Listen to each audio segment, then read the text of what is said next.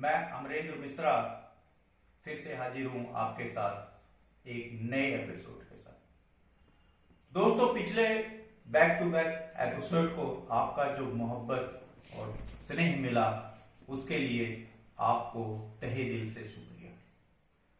दोस्तों, आज आपसे एक मेरा सवाल है, क्या आप ऐसे बस में सवार होना पसंद करोगे जो आपको ये नहीं पता हो ये बस कहां जाती है? दोस्तों, ये जिंदगी नुमा अपना बस हमें कहां ले जाना है, कैसे ले जाना है, इस बस को आपको देखना होगा। और आप ऐसे बस में सवार हो जिसको कि उसका डेस्टिनेशन पता हो, उसका गोल पता हो, और उस गोल को कैसे डिफाइन करना है ये आप ही कर सकते हैं दोस्तों। और वो हो सकता है आपके पॉजिटिव एटीट्यूड से, सकारात्मक नजरिया से। दोस्तों, हमें कोई भी काम करना हो उसमें सकारात्मक नजरिए की बहुत जरूरत है दोस्तों। तो आइए समझते हैं एक स्टोरी के जरिए कि हम सकारात्मक नजरिए से कैसे कोई भी चीजों को बदल सकते हैं, चेंज कर सकते हैं। दोस्तों, ये कहानी है करीब 100-200 साल पुराने एक गांव की। उस गांव में एक साहूकार था जिसका उम्र करीब 60-65 साल था। कुछ किसान थे जो कि उस गांव में खेती बाड़ी करते थे।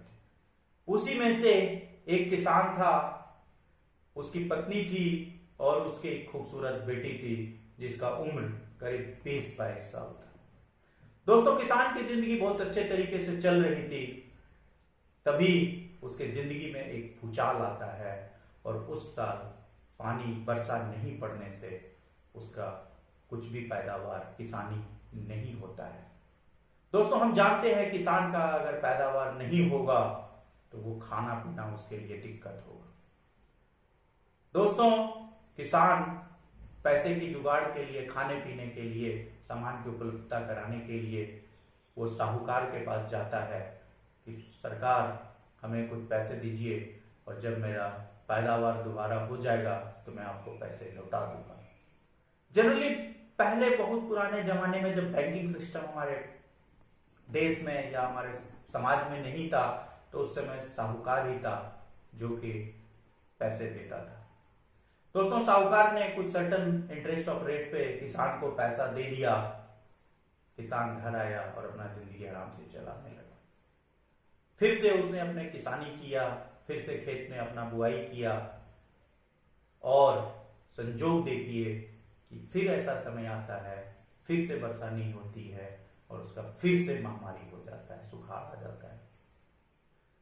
दोस्तों, किसान परेशान हो जाता है, कैसे अपने जिंदगी को चलाएंगे, अपने परिवार को चलाएंगे। फिर से वो अपने साहूकार के पास जाता है जिस साहूकार से पहले उसने पैसे लिए थे। साहूकार बोलता है, आपको मैंने पहले ही पैसा दिया है, अब मैं आपको दोबारा पैसे नहीं दे सकता हूं। किसान बोलता है, हुजूर पैसा नहीं देंगे तो हमारा परिवार कैसे चलेगा? साहूकार उसको पैसा देता है और इस बार साहूकार एक बॉन्ड भरवा लेता है कि इस बार अगर आप समय पे पैसे नहीं देंगे तो आपकी जो सारी जमीन है वो सारी जमीन हमारी हो जाएगी। मरता क्या नहीं करता, किसान उस साहूकार के चपेट में आ जाता है और वो एग्रीमेंट कर देता है। किसान घर आता है, ये सारी बातें अपनी पत्नी को बताता है। पत्नी उसको समझाती है, कोई बात नहीं, इस बार सब सही रहेगा। दोस्तों, संजोग देखिए, प्रकृति का खेल देखिए कि फिर से वही बात होती है और इस बार भी सुखाड़ आ जाता है। किसान और उसके परिवार बहुत विचलित हो जाते हैं, हार पार के फिर से उस साहूकार के पास जाते हैं। साहूकार बोलता है, मैंने तुम्हें पहले ही इतना पैसा दिया है, अब मैं नहीं दे सकता, तुम्हें सारी जमीन मुझे वापस करनी ही पड़ेगी। किसान बहुत परेशान होता है, बोलता है, माई बाप कुछ तो कीजिए, लेकिन साहूकार रेडी नहीं होता है। किसान उसके पैर पकड़ता है तो साहूकार बोलता है, एक काम करो, मैं तुम्हें पैसे दे सकता हूं, लेकिन हमारी एक शर्त है। शर्त यह है कि तुम अपनी बेटी की शादी मुझसे करा दो। किसान ये सुनकर के स्तब्ध रह जाता है, बोलता है ये कैसे हो सकता है? आप इतने बुजुर्ग हो और मेरी बेटी खूबसूरत जवान है, ये शादी कैसे मैं करा दूं? दोस्तों, कोई भी कितना भी परेशान हो, अपने बेटी की शादी गलत जगह नहीं करना चाहता है। साहूकार बहुत चालाक रहता है, उसे पता है कि किसान हमारी बात को नहीं मानेगा, तो उसको एक ऑप्शन देता है। बोलता है कल पंचायत बुलाते हैं, सारे गांव के लोग वहां रहेंगे और सरपंच को भी रखेंगे। कल शाम को तुम्हारी बेटी आएगी और एक थैले रखेंगे बीच में, और उस थैले में 2 पत्थर रखेंगे। एक पत्थर उजली होगी और दूसरा पत्थर काला होगा। तुम्हारी बेटी आएगी और उस समय में उस थैले से अगर उजली पत्थर उठा लिया तो शादी नहीं करना पड़ेगा और जमीन वापस, और काले पत्थर अगर उठा लेती है तो शादी करना पड़ेगा और जमीन वापस। दोस्तों, 50-50 का चांस आ गया किसान के पास। एक कंडीशन में शादी करना पड़ेगा, दूसरे कंडीशन में शादी नहीं करना पड़ेगा, और दोनों ही कंडीशन में जमीन वापस था। किसान घर आता है और ये बात अपनी पत्नी को बताता है। पत्नी को जब बता रहा होता है तो उसकी बेटी ये सुन लेती है। उसकी बेटी बोलती है, पिताजी, सर साहूकार इतना आसानी से आपको जमीन और पैसे छोड़ने वाला नहीं है, और वो बहुत चालाक है। गांव के सरपंच भी उससे मिले हुए रहेंगे और उस थैले में दोनों ही काली गोटी रहेगा। रोने धोने लगता है किसान और उसकी पत्नी। बेटी अब क्या करें? कोई बात नहीं है पिताजी, कल सुबह देखते हैं इसको। उसकी बेटी बोलती है और रात को सब लोग सो जाता है। सुबह होता है, उसकी बेटी बोलती है, पिताजी आज शाम को सरपंच को और साहूकार को बोल दीजिए पंचायत के लिए। बोलता है ठीक है बेटी, लेकिन शादी बोला आप बोल दीजिए, मैं देख लूंगा, मैं देख लूंगी। शाम को पंचायत होता है। पंचायत में सारी गांव की जनता रहती है, सरपंच, साहूकार, किसान, उसकी पत्नी, उसकी बेटी आती है और बीच भीड़ में से उस थैले के पास पहुंचती है और उस थैले से एक पत्थर उठा के बिना किसी को दिखाए हुए दोस्तों दूर फेंक देती है। सरपंच बोलता है ये तुमने क्या किया? तुम्हें तो पत्थर दिखाना था, ये कौन सा पत्थर निकला? उसकी बेटी बोलती है थैले में कौन सा पत्थर बचा है ये आप देख लो। तो दोस्तों, थैले में कौन सा पत्थर होगा? काला। उसकी बेटी बोलती है निकला कौन सा सरपंच साहब? उजला। तो दोस्तों, उस किसान की जमीन भी बच गई और शादी भी नहीं करने पड़ा। दोस्तों, इस कहानी से हमें क्या सीख मिलता है? दोस्तों, इस कहानी से हमें 2 सीख मिलता है। पहला, किसान एक आम इंसान है आज के समय का। आज के समय का वो 80% की आबादी है जिसकी जिक्र हम पहले कर चुके हैं। दोस्तों, आपको अपनी लाइफ में गोल सेट करके रखने होंगे, फाइनेंशियल प्लानिंग करके रखने होंगे कि अगर किसी तरह की आपदा विपत्ता अगर आ जाए तो आप उस किसान की तरह किसी दूसरे के पास हाथ ना फैलाएं जिससे कि आपको दिक्कत हो। दूसरा, हमेशा उस लड़की की तरह, किसान की बेटी की तरह सकारात्मक सोच रखें कि कुछ भी हो जाए हम अपने सकारात्मक नजरिया से रेस को जीत लेंगे, चाहे कितना भी विपत्ति नहीं आए। दोस्तों, पिछले वीडियो में से मेरे पास कई सारे फोन्स आए कि मेरी आमदनी इतनी कम है, मैं इतना नहीं कमाता हूं आपके तरह, आप जो बोल रहे हो मैं उसको सेल नहीं कर सकता हूं। दोस्तों, डिसीजन आपको लेना है।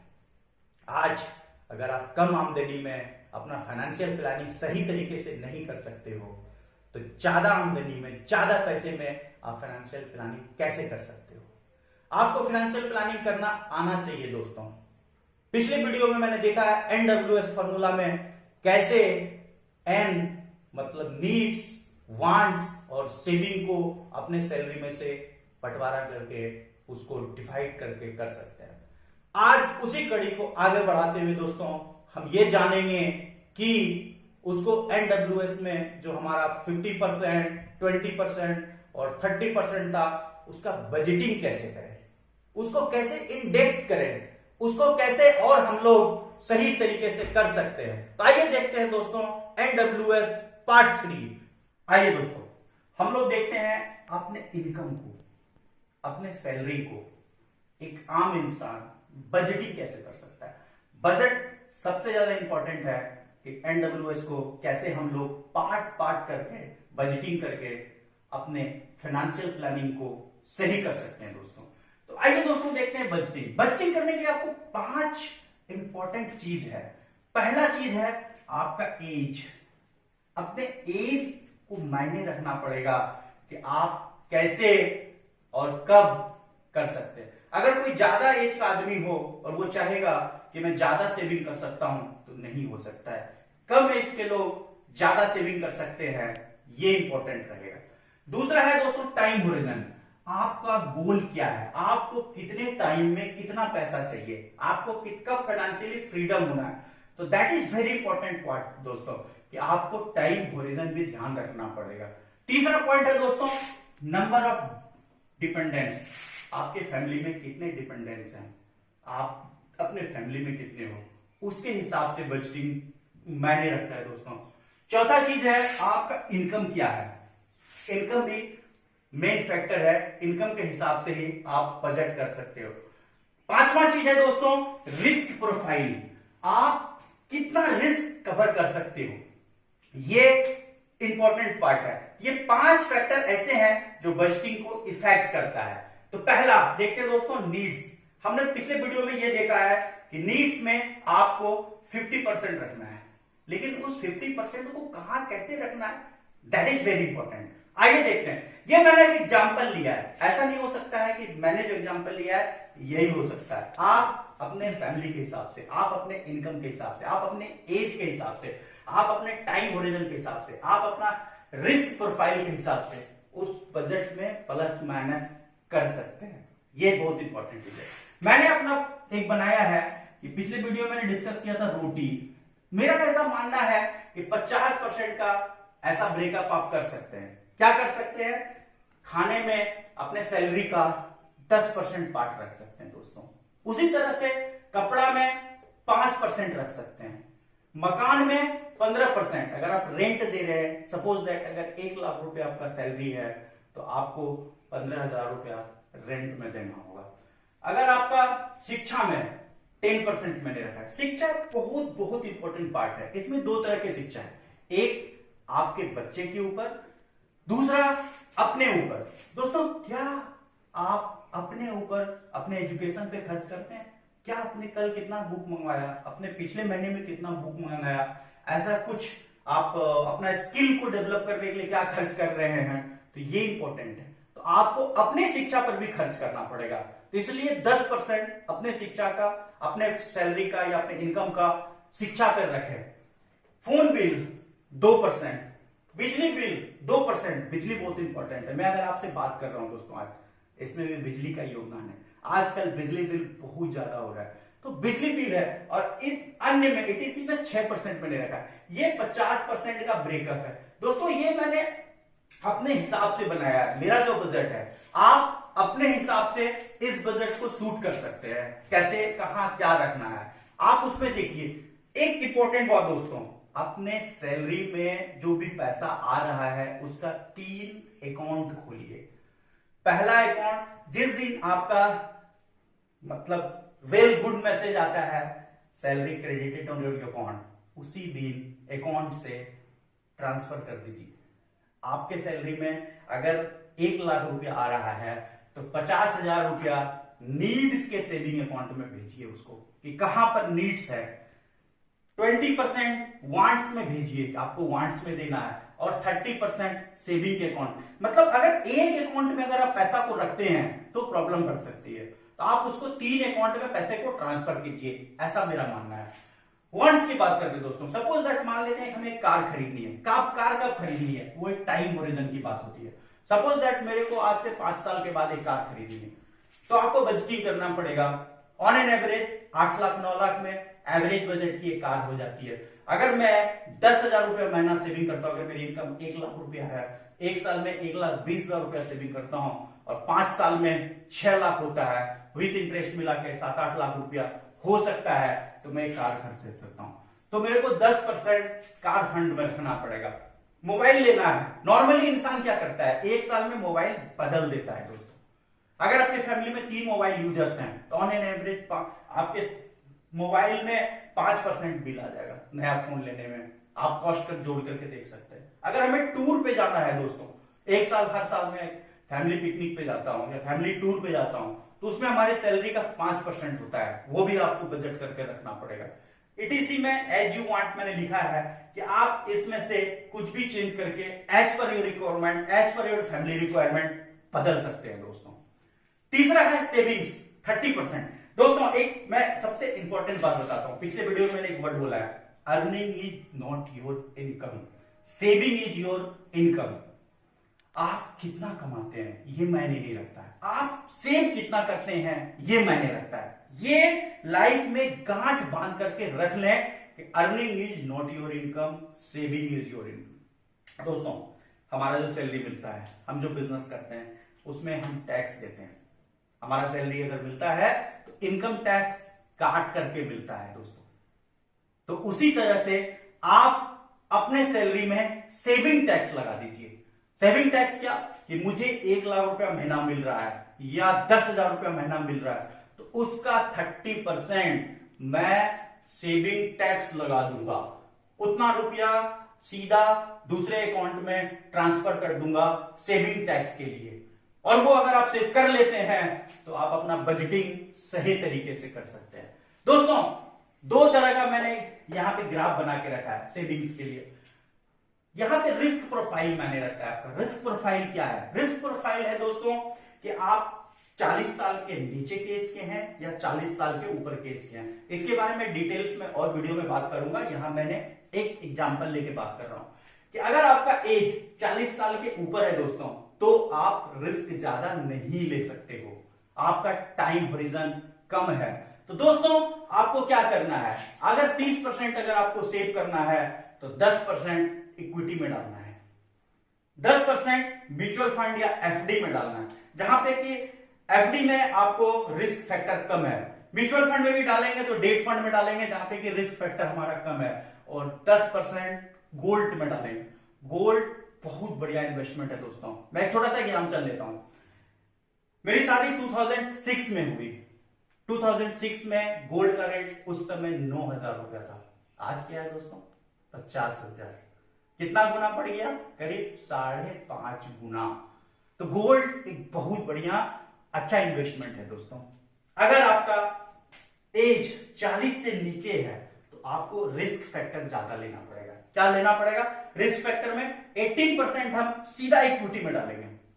अगर मैं 1 लाख कमा रहा हूं तो 18,000 रुपया सीधा मैं इक्विटी में डालूंगा, जहां पे कि रिस्क थोड़ा ज्यादा रहेगा बट रिटर्न हमें ज्यादा मिल सकता है। दूसरा, म्यूचुअल फंड 6% डालेंगे, यहां भी इक्विटी में डालेंगे, इक्विटी म्यूचुअल फंड में डालेंगे, ना कि डेट फंड में हम लोग लेंगे, जिससे कि हमारा रिटर्न परसेंटेज ज्यादा हो। स्मॉल कैप में डालेंगे, मिड कैप में डालेंगे, ना कि लार्ज कैप में डालेंगे, तो यहां से हमें और ज्यादा मिल सकता है बेनिफिट। एंड गोल्ड में 6% रखेंगे दोस्तों। अगर आप ये पूरा बजटिंग सिस्टम समझ जाते हैं तो मुझे लगता है आपको फाइनेंशियल फ्रीडम होने से कोई नहीं रोक सकता है। दोस्तों ये मैं एक एग्जांपल के तहत लिया हूं, ये ऐसा नहीं है आप इस फॉर्मूला को यूज करें, लेकिन आप अपने फैमिली के हिसाब से, आप अपने नंबर ऑफ डिपेंडेंट के हिसाब से, आप अपने इनकम के हिसाब से, आप अपने एज के हिसाब से, आप अपने टाइम होरिजन के हिसाब से, आप अपने रिस्क प्रोफाइल के हिसाब से बजटिंग को प्लस माइनस कर सकती हो। दोस्तों आशा है ये वीडियो आपको पसंद आई होगी। नए वीडियो के साथ नेक्स्ट वीक में हम लोग मिलेंगे। दोस्तों लाइक और सब्सक्राइब जरूर करेंगे। धन्यवाद दोस्तों, थैंक यू।